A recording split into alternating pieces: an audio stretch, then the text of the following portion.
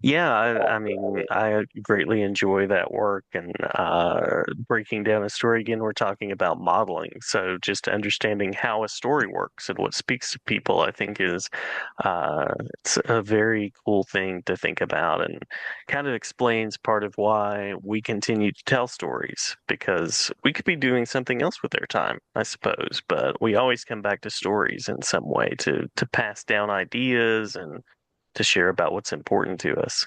Yeah, absolutely. And then why Kickstarter? And I won't even limit it to Kickstarter. For me, I'm going to use the resources available to me. And Hmm. Hmm. again, the big thing with wanting to become an amateur filmmaker um, was that when I was making these films in the late '90s and early 2000s, um, distribution. I mean, outside of a film festival, being a you know an amateur filmmaker, there wasn't a way to get exposure other than literally showing these videos in my high school. But that was fun, and that was my worldview at the time. But okay, Hmm. so today, what do we have? If you want to make a video, if you're podcasting, if you're making a short film, I'm going to say YouTube. I'm going to say you can put your information on YouTube. It is I think, the second largest um, database search engine, second only to Google in today's era. Yes, there are other social media platforms, but I just think YouTube is great because it's purely visual.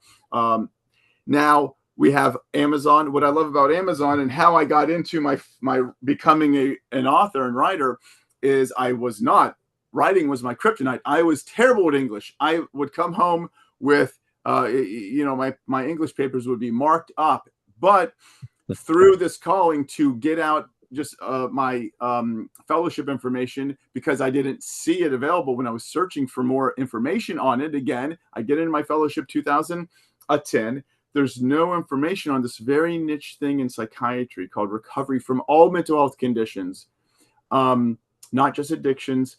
And just realizing that despite if someone is suffering from anxiety and depression, and I'm just going to say it's very common, we have emotions for a reason, and anxiety helps drive. I'm a very anxious individual, but it helps me drive to study, to complete things. And depression is important because of situations in life. But just know that these things can resolve on their own. If you have challenges with that, there is professional help, and I want people to get that because we all know of creators in comic books over the last several years, especially, have really suffered from mental health. So I just want to mention that. There is help, and one thing I'm going to just say from this book. So, but the whole point is I self-published this on Amazon. But one thing I mentioned in my book was, and this was a powerful study, that one person, even if they didn't have a psychotherapist or a psychiatrist, they just had one person, a confidant, a friend that they could trust to share personal information that they knew wouldn't come back and bite them if they shared it, reduce the intensity and frequency of suicidal thoughts. So just having one person is life changing, and I just want to share that with your audience. Yeah, yeah, absolutely, absolutely.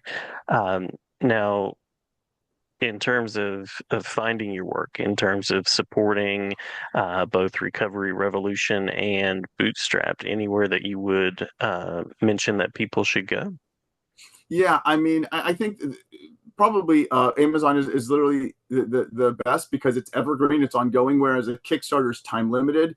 But just to complete that thought about Amazon is that when I had finished, I wrote the book, and of course, I didn't have a platform, I didn't have an audience. I was just, hey, I'm just a psychiatrist, trying to help patients, but I have this information. And again, just at the time we are in life with technology, I was able to write this manuscript in a Word document, and I was able to upload it for free to Amazon Kindle Direct, which is a process, but you can for free, um, and then upload it to be sold print on demand or an e-book version. That Hmm. So the point is, it's just a way to get you can create things now very easily. The bar is so low, and you can have it uploaded, or you can do a Kickstarter if you build your audience and you share it with them, and they want to help support you. It's a little bit more of a supportive, niche, but you can kickstart a book, anything really, but comic books is what we're talking about, or a novel. and then have it uploaded afterwards to something like an Amazon where it can be accessed in the future. So, and especially because we're talking about people that have a voice, have a vision, and want to share something with the world. How important it is to make sure that we live in the physical world, and we have to have shelter and food and pay for these things. And so why not get reimbursed for your creation? And what's great is, I mean, for every time I do sell a comic book or book on Amazon, I get a royalty. And it's a lot more than traditional publishing would be, but I'm also lower volume. But the point is technically for every year and every month of your life that these books are listed, or if you have a very successful, and again, I'm good, hey, I'm still building out my audience. But if you were to have a successful video on YouTube after so many subscribers and so many views, you could monetize it. I've never monetized, but the point is if that's your passion, I want to help people pursue it and realize that, there's ways to get financial income from these ideas. Yeah, absolutely. Now you mentioned Josh Blaylock has contributed. Any other contributors, collaborators that you'd like to mention that are working with you on it?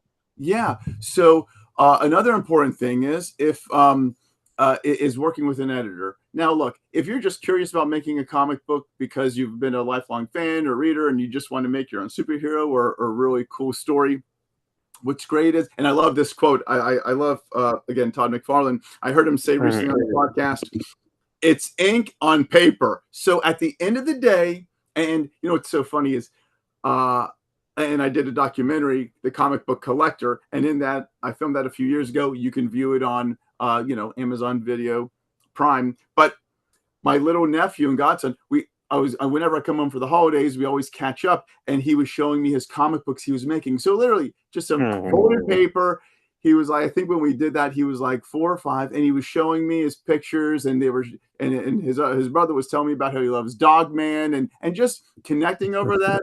And he, again, a 4-year-old could do it, but if you just want to do it and just be proud to create something, to finish something, to have your own comic book, even if it's just a Xerox copy and you're giving out to friends, great.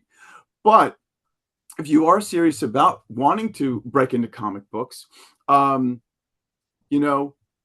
importance of an editor can take a book from more amateur to more professional, especially on your first time. So Charles Santino is a 40-year veteran, comic book writer, editor. So working with him for my Comics Magic Substack to help provide information and tips and tricks on making independent comic books.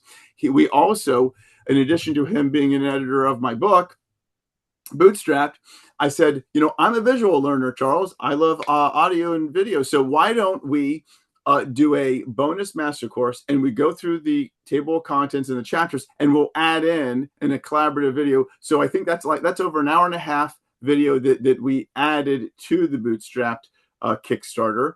And then there's Josh, and then just the artist, Miguel Galindo. He is, again, a 2-time national award-winning artist. He does political parody cartoons.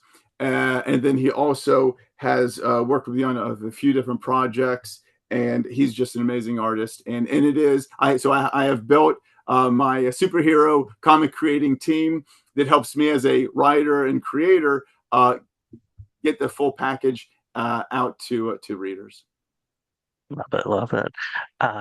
As we've talked through, as we've worked our way through the interview guide, anything that we've missed that you want to make sure to include? Oh, wow. Let me just think here. I would love to add, with your background, I'd love to hear more about you or I'm going to say two things. One, this is a personal thing, but when I made the Red Ram, he's my aging vigilante. Actually, I'll tell you how did I come to even come up with my first comic?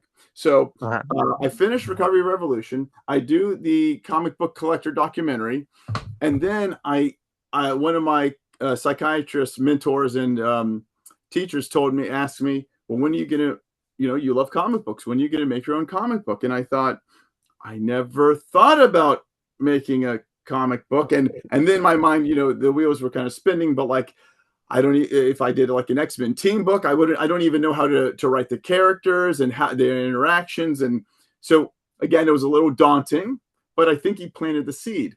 And then a few years Hmm. later, I wanted to do something. I said, if I'm going to write a comic book, it's going to do something with mental health. Might have some addiction and depression and things and anxiety.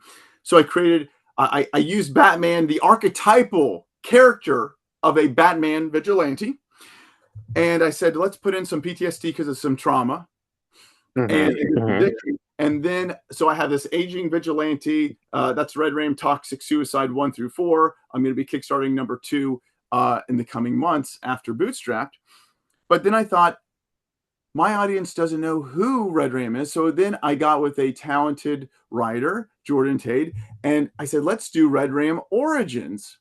So Hmm. this is in pre-production. I'm just going through the final revision, and then I'll be kickstarting that. But it's a great novel prose of the Red Ram. The last thing that just crossed my mind is, and again, I want to get your book, is what really piqued my interest was you talk about teaching through comics. Hmm. And I am now developing. This just came about through the launch of Kickstarter of Bootstrapped on Kickstarter. Was trying to see how I can take it another level. Like with the Red Ram, I use some mental health topics, kind of some social commentary in today's day and age of what this is our society is dealing with, but maybe a step further of really using comics with my patients. So there's a form of narrative therapy, and it just all hit. I mean, this is just something I'm just working on in the last week, but I'm wondering about developing a course with my clients and patients where using journaling or a comic book to have them go back and think about turning basically their life into a comic or prose, and that maybe and then the completion of that is not only where they've been, but what an ideal future would look like. Because if you can imagine a future, you're more likely to get there than just walking aimlessly through life. So adding that in there, and then of course the realizations of that process will just realize. Just going back to Joseph Campbell, we are all on our own hero's journey in life, and I think it could be really powerful. So I'm just curious, any thoughts that just talking about narrative therapy and how that could relate with what you've already kind of thought through for teaching?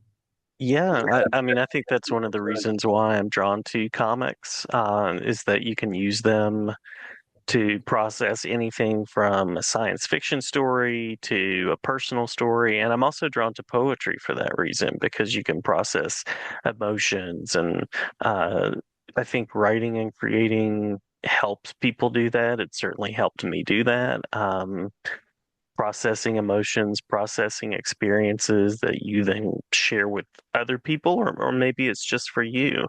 Uh, and the thing about comics too is if you don't have the words for something, if you're still kind of grasping with how to put things in words, you do have the images often, or memories, or, even flashes of memory. And sometimes that can be something that's visual.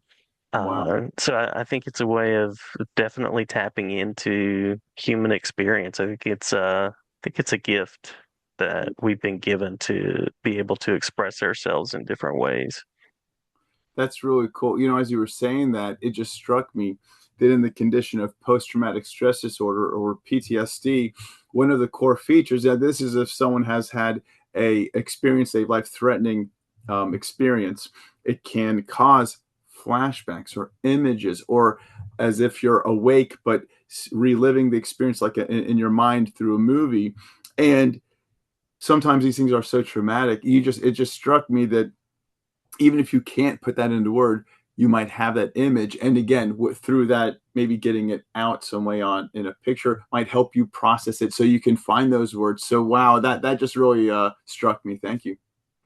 Yeah, yeah, absolutely. Thanks for asking. And I appreciate the variety of the work that you do, from mental health and wellness to expressing your ideas in comics, and very exciting that you're kind of building out this Red Ram universe with an Origins novel, and I hope that that takes off and gives you lots of room to create, and then getting to share and kind of mingle the helping side of what you do with comics in this new Kickstarter. So I'm wishing you all the best with that as well.